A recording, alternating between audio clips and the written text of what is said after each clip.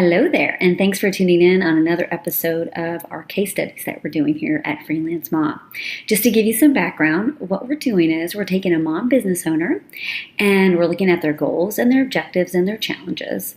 And then what we're doing is we are getting real experts, real coaches, real consultants to come on and give them live on the spot advice, coaching, and recommendations. And so what we're doing is we're going to be prioritizing this mentee or this business owner's goals, and then we're going to make sure that we match them with the right expert. And the best part is you get to follow along in this journey. See, the same recommendations that they're going to be getting, you're going to be hearing because it's based on a real life business. So today, the objective is for you to meet one of our mentees. And it's actually a husband and wife team, so it's plural. And their names are Tatiana and Peter Chemisov. And they're the owners and founders of a cute little boutique online called mylittlejules.com. And they're already a successful business right now. But that doesn't mean they're going to be resting on their laurels. They want to improve their business. There's some things that they really want to work on. And I want to introduce you to them so you can understand where they're at in their business. And then when we link them up with the experts for their business, you can sort of have that background and understand what it is that they're working on. So come on over and let's meet Tatiana and Peter. And I hope you choose to follow along in these case studies because we're going to learn a lot from them. You're going to get to see real data, get real inside their business. So this isn't like the typical interview or case study that you've ever seen before. So I ask that you join along and you try to learn for your own business because that's part of the goal as well. So come on over and let's meet them. Okay, well, thank you everyone for joining. Today we're going to be introduced to Tatiana and Peter Chemisov, and they are owners and founders of a beautiful online boutique called mylittlejules.com, where they sell baby clothing, right? Baby up to, I guess, 12 years. Up to 14 now. 14 now. That's great. Okay, that's awesome. And it's beautiful. I've seen all kinds of wonderful dresses and shoes that I actually want to buy right now. So I need to go over there after this call and start purchasing stuff. But I really appreciate you being here. And the goal is really just to introduce you to our audience and to anybody that's going to be following along in our case study. So thanks. And they're joining us from the beautiful Florida, where the weather is beautiful and they can go to beaches and all that good stuff. Thank you for having us. Yeah, of course. And you have two girls. How old are they now? They are 4.5 and almost 2. Okay. Wow. Yeah, the little one's almost 2. Yes, so toddlers running around the house. Oh my God, yes. Yes. Tantrums and talking back and negotiating. Yes, Yes. We have all of that all day long. You have it at work and then you go home and then you have these little business-minded people, I'm sure, little girls running around getting what they want. Yeah. Well, so let me just ask you this. This is just, sort of a basic question, but how did My Little Jules come about? I know a little bit about your background, but just to share with everybody else, where did the idea come from and why did you decide to just do it? You want to start doing it? Sure. Well, before, I had my full-time job and, before we had kids, we always kind of thought that we'd have our own business at some point. And that's, we talked about having a kids' clothing maybe store or something along the lines, or like a consulting company for maybe online marketing or management, And then, we had Julia. About half a year passed, and she left the workforce to be with Julia. About half a year into Julia's life, my company decided to relocate up to Atlanta, and I didn't want to go up there, so they, I stopped working there. And at that point, we thought, well, we either find other jobs or maybe we can try looking for a business. And initially, we wanted to buy a business, so we looked around and we didn't quite find what we wanted. And since we kind of talked about having our own kids' clothing business of some sort, we did some research in terms of like what kind of brands we could have, what we need to sell it at. And so we did that. And at that point, we got there. We liked what we saw. And we said, well, if we're here, we might as well continue. And that's how it all started. Oh, that's great. And you like buying clothing for Oh, for Julia, right? So that didn't hurt, right? You were already probably buying some of this stuff, huh? Yeah. Yeah, and it helped that, since I was kind of, I stayed at home with her for, a little bit after she was born. And, while she was taking naps, I would go online and kind of look at all these cute clothes for kids. So I was familiar with, other boutiques or other websites out there that, sell kids' clothes and what kind of brands they carry, what kind of policies I guess they had. So, I did our initial competitive research Cool. before we even decided to start a business. So that definitely helped when we were making the decision. Yeah, true. And plus you were a customer, so you Yeah. can sort of put your customer hat on and say, well, what are the brands that I actually bought for my own daughter? And, Yeah. and what policies did I gravitate towards and that sort of thing. So I'm sure that helped. And I also felt like I couldn't find one website that I really, really liked. I kind of had to go between like a few different ones.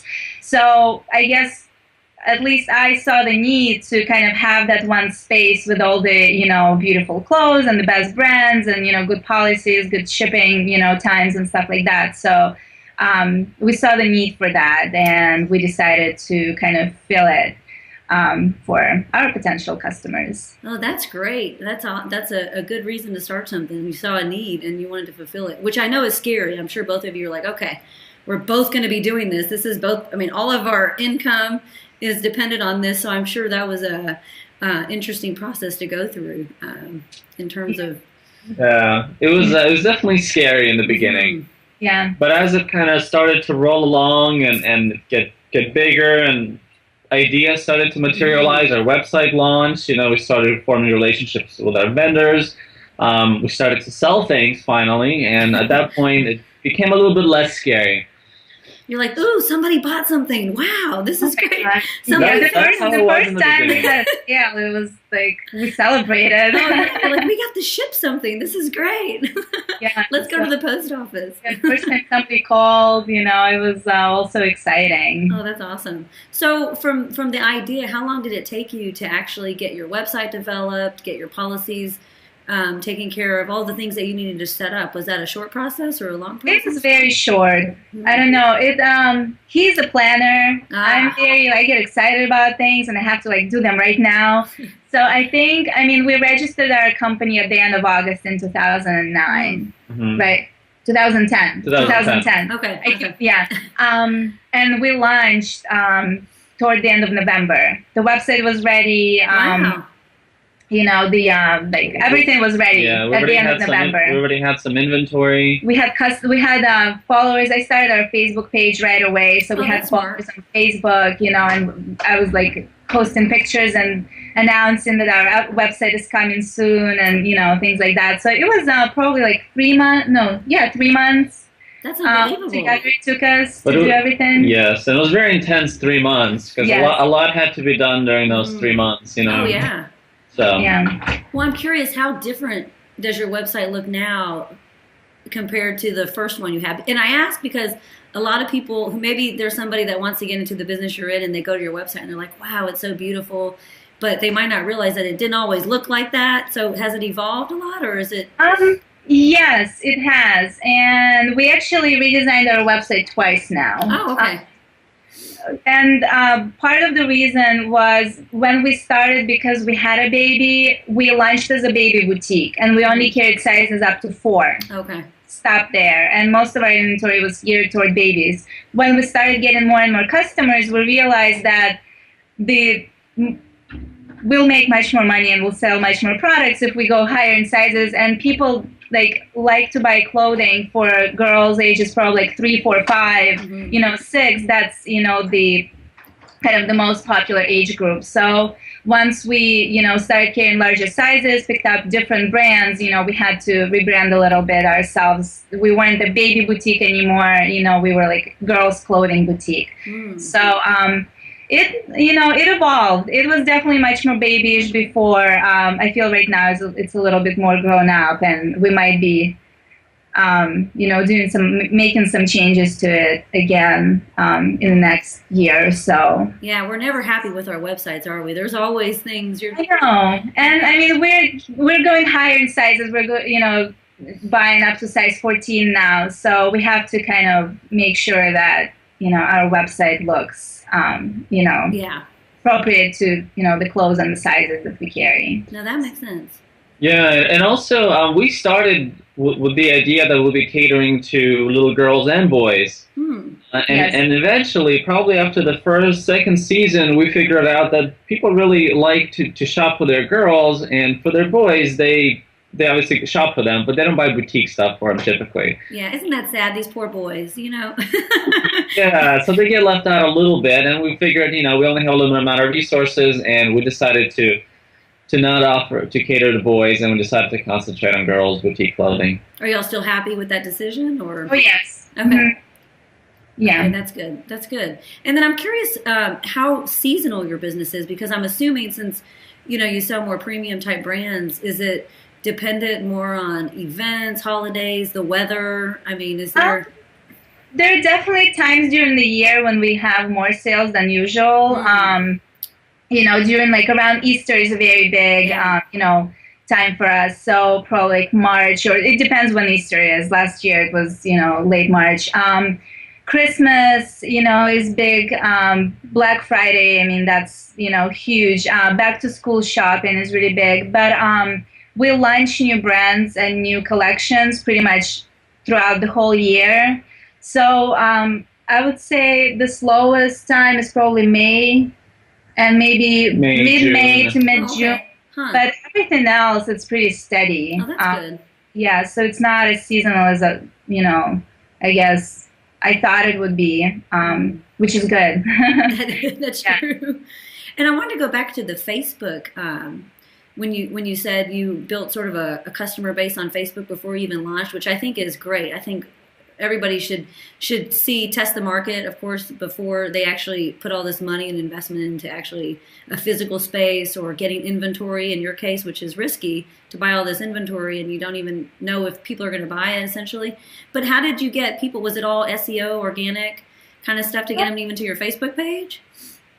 We started with our friends. We started this Facebook page and we asked people to invite their friends, and I think we were doing something like we were giving away $10 gift cards for people who liked our Facebook page.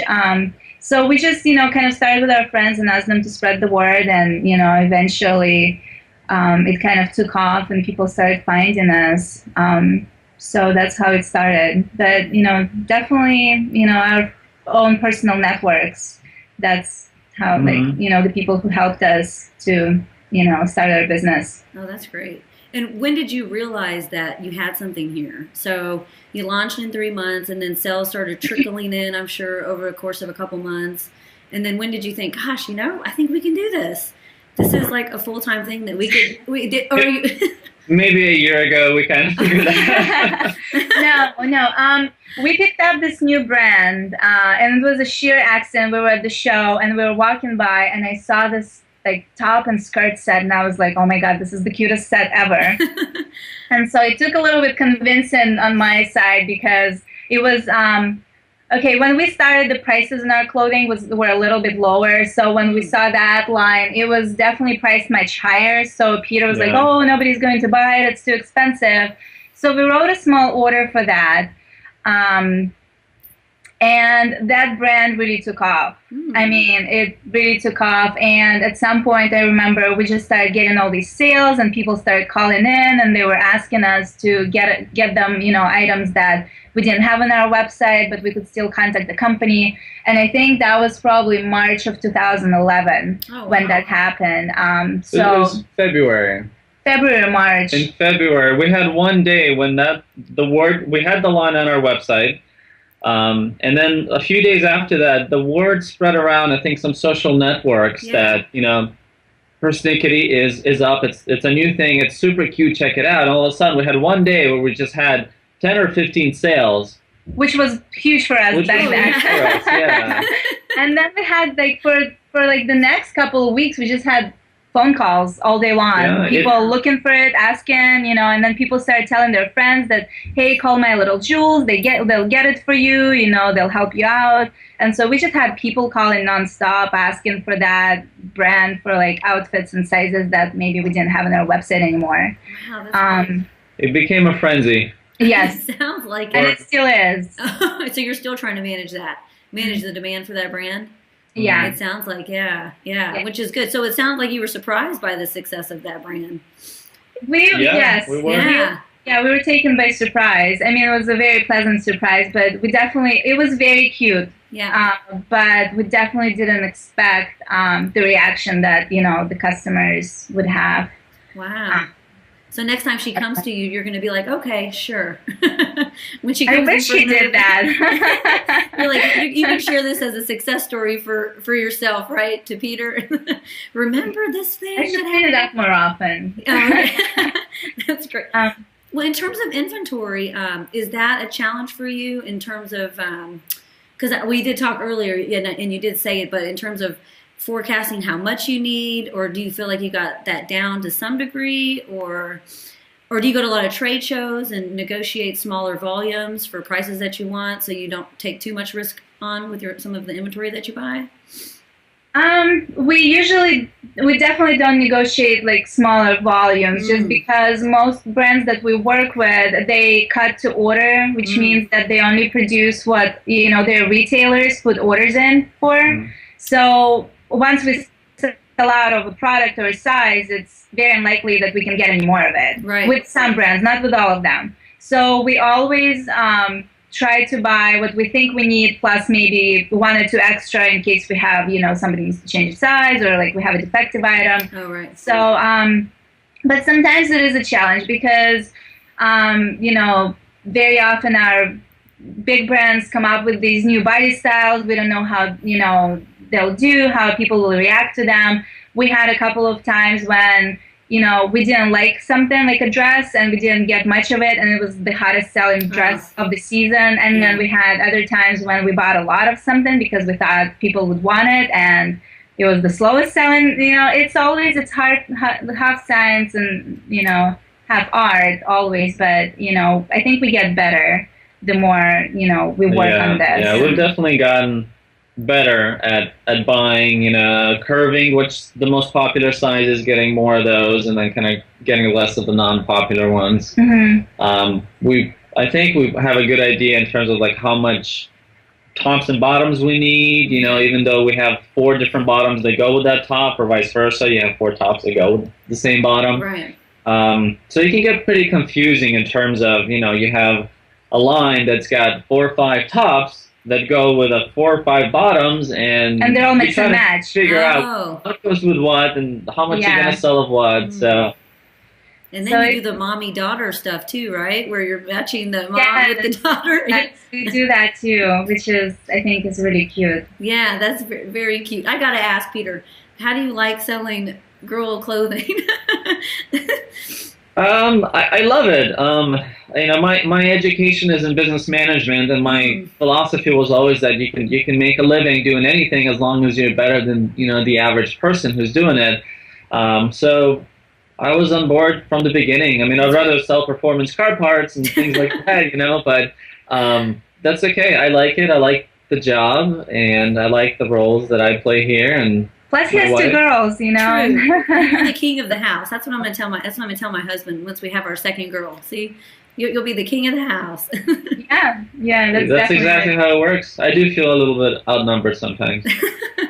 Of course, you do have a lot of girls in the house. Yes. Well, let's talk about when you reached your 1,000 item that you sold. I'm sure you've reached that by now, right? Where you sold 1,000 items total. Oh yeah. Yeah, you're way. I know you're exactly way past that. Because I think that's a pretty big milestone. But after that, after your 1,000 product that you sold or unit that you sold, did you see any things that you were doing where you thought, ooh, this is going to help us get to 2,000, this is going to help us get to 3,000, 4,000, where you saw those spikes continuing? We did absolutely. when we just started working with Facebook and kind of getting our word out there, we found that a lot of our new customers, from talking to them on the phone and via email and stuff, that they hear about us on Facebook, or their friends shared a picture that they liked, and so that's how they got to us. And so we figured, well, if we get more people on our Facebook, then we'll have more potential customers to reach. And we actually put in place a marketing campaign and program that still goes on today in terms of how do you get those new people to like your page and to being connected with you. Yeah. Yes. We also realized that beautiful pictures sell clothing much better than just like beautiful modeled pictures, than just like a flat image of the product. So we really focus on professional photography. We have a team of photographers that we work with that, their moms, they have their girls that they either, use as models or use their friends as models. So that's really like a big focus for us because it makes our website look beautiful. It shows our customers what the outfit would look like on a real child.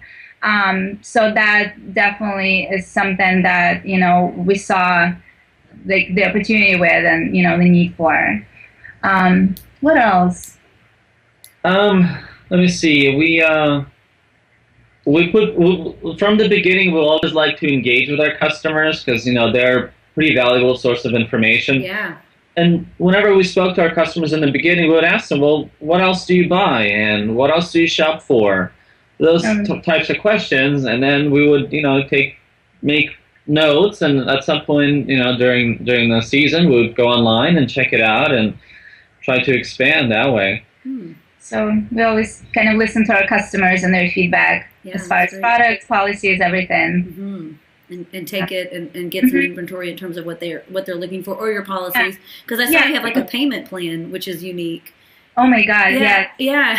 Customers love it. They love it. That's awesome. I would think so. I mean, especially if they're buying in bulk or whatever, because it is premium pricing, so it's not like walking into a Target and getting a big bag of clothing kind of thing. So yeah, that makes a lot of sense. Okay, well, good. And a lot of what we heard from a lot of the women is that they don't want their husbands to know what they're buying, how much they're spending. So this way, because they get to break it up, it's only $40 every week or $40 every other week, and it doesn't seem like that much. So they kind of hide it, I guess, from their husbands. Oh, that's hilarious. And all together. That's so funny. Do you wish that was around when you were shopping for Julia in the beginning? A payment plan? I have a very good husband. Oh, okay, good. He's very understanding. Okay. But that's good that worked. But I'm curious, so in terms of people finding you, so has Facebook and Instagram and some of these social media tools, has that been more valuable versus like just organic SEO kind of things? Have you found that being better for you, or? No, organic is definitely our bigger, organic search is definitely our biggest one, but that includes people who are new and people who already know about us, because I mean, organic, some people search for My Little Jules, so they obviously heard about it. I would say after Google and after search engines, it's anything that has to do with the word of mouth. So Facebook, people hear about us from their friends. They, their friends share our pictures on Facebook, or, our Pinterest pins, things like that. So any type of like social media that allows for the word of mouth and kind of, people recommending us. And, okay, that's good. So I figured SEO would probably be really good for you in terms of, the organic traffic coming to you. But did you hire somebody to help you with that, or how did y'all set all that up? Not in the beginning. In the beginning, we did a lot of it ourselves. And when we started, there really wasn't as many boutiques that were selling the same products as we did. So we were ranking very high for, our top brands. And then we hired a company, and they were doing a great job up until last May when Google did an update. Oh, yeah. That basically punished all the websites that had unrelated links coming into them. And we had, that's what they were doing for like 2.5 years. They were building links, but those links would be from the websites that had no connection to kids' clothing, fashion, like nothing. And so we were punished pretty rough. We just disappeared we were off the radar for, our top brands. And right now we have two companies that we're working with. We have one that's making changes to the website itself. The other one that's, helping us with kind of SEO beyond our website.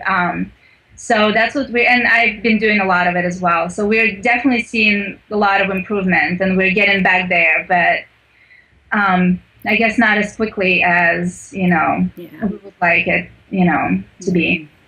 Yeah.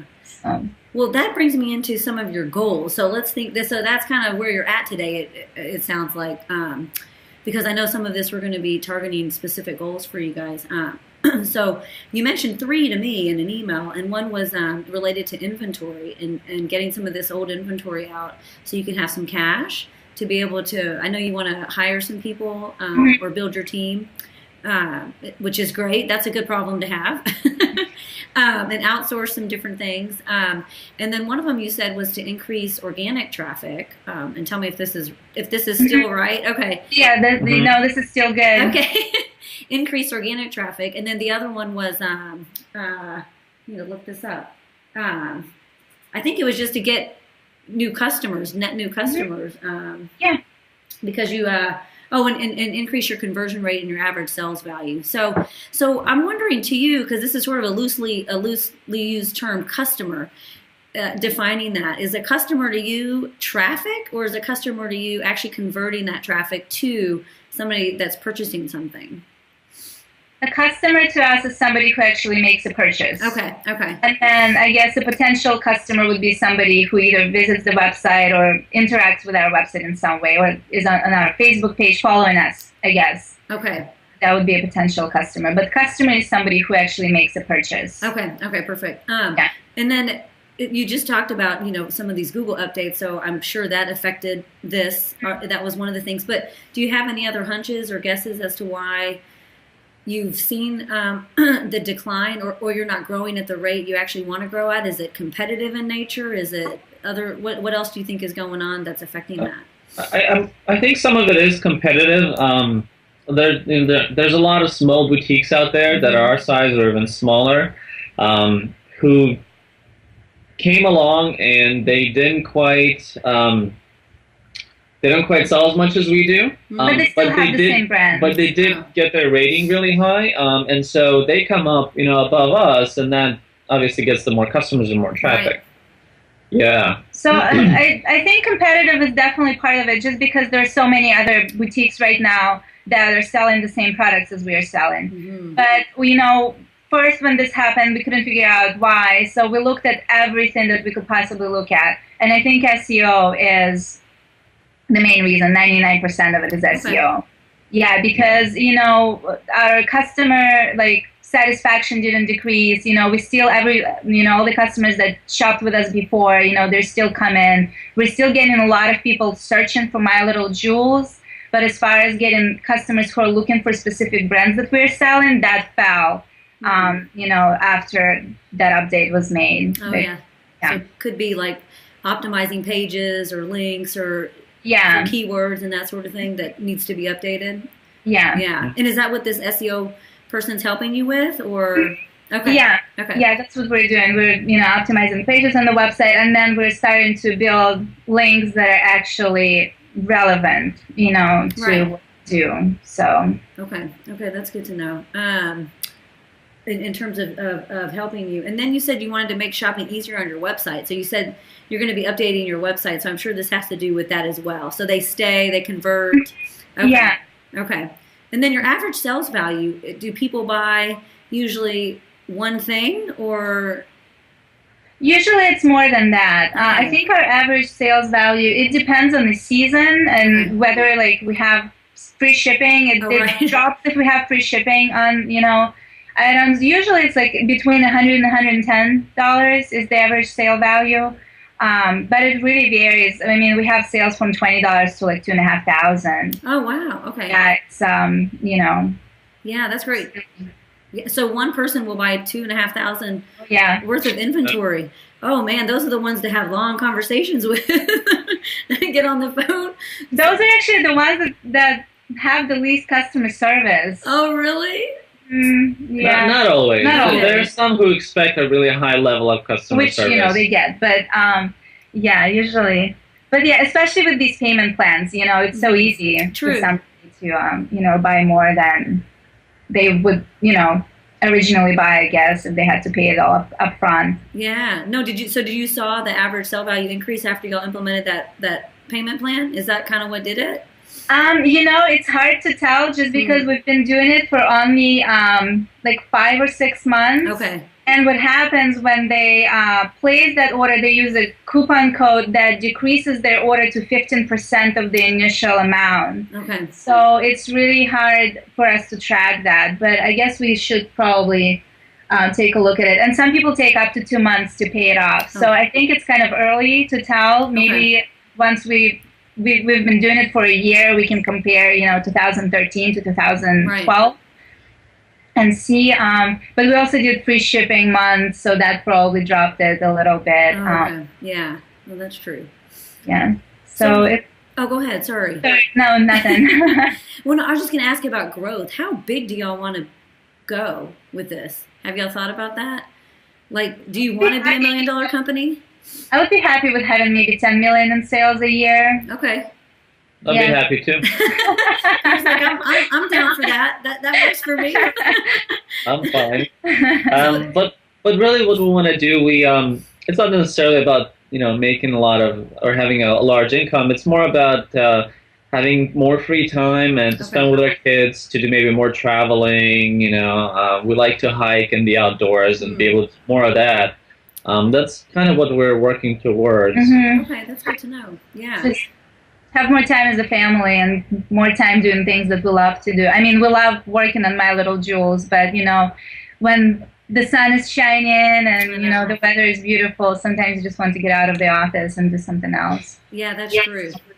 So yeah, I think our goal is not in terms of just like sales or how much money we want to make. We just we want to grow our company to the point where we don't have to work full time and we can have other people maybe running the company where we just kind of overlook the operations and have a little bit more free time. No, that's great. And I guess if you set up the right systems and put those in place and then build your team, I wonder what that sales number would be for you to feel comfortable doing that. But it might be lower than 10 million, right? I don't know. Might be, yeah. Yeah, we'll see when we get there. Yeah, no, exactly. I think it's one of those things that it's hard to plan for, but when you get there, you realize that okay, now I can do this and now I can do that.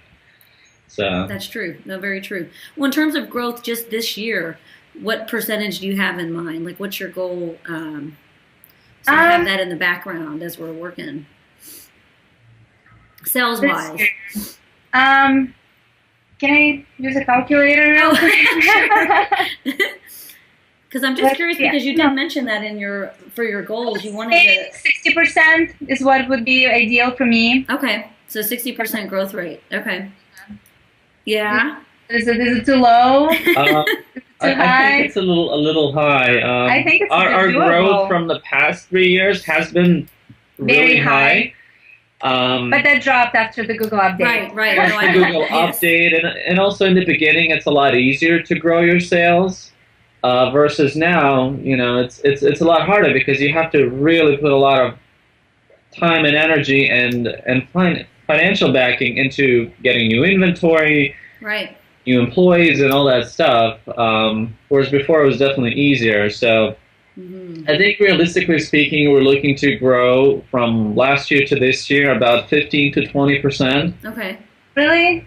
That's a big delta. 15 to 20 or 60. Well, maybe there's a middle ground somewhere there. We'll work very hard on our SEO so that... I'm a little more conservative.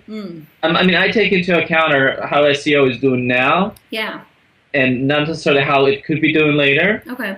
So I'm a little more conservative in terms of like financial planning and where we realistically are going to be or can be versus our potential. Where we could be if we actually hit all our bases right.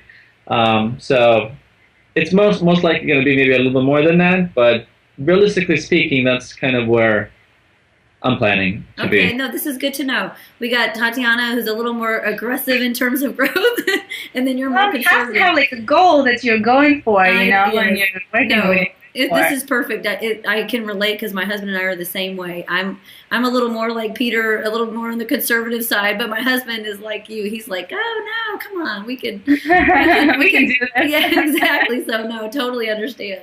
Well, no, this is great. Okay, perfect. So I got a lot of information, and I know we talked about next steps before we sort of were recording this, but I think a really strong focus on SEO is going to be really helpful. So I know we talked about getting you an expert to help you with that piece and the traffic and your conversions, and just increasing sales value of the actual people that are coming to visit your site. It sounds like you're already putting some things into place for that, so we can just continue on with that particular path and just maybe verify it and make sure that they are setting it up correctly.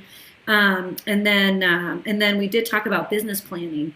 That was an area in terms of your business growth that you need some help with, some sales forecasting and that sort of thing, which I think is a great area to focus on. So I really appreciate you guys being here and sharing sharing all this information publicly and sharing the insides of your business publicly with everybody. And if you haven't visited their site, mylittlejules.com, please do. They have beautiful clothing, and we got Valentine's Day coming up, right? Oh, that's right. I know you'll have some great stuff in terms of Valentine's Day to dress up our girls. So I appreciate you being here, and we'll talk soon. Thank you so much, Lisa. Thank you very much. It's been a pleasure.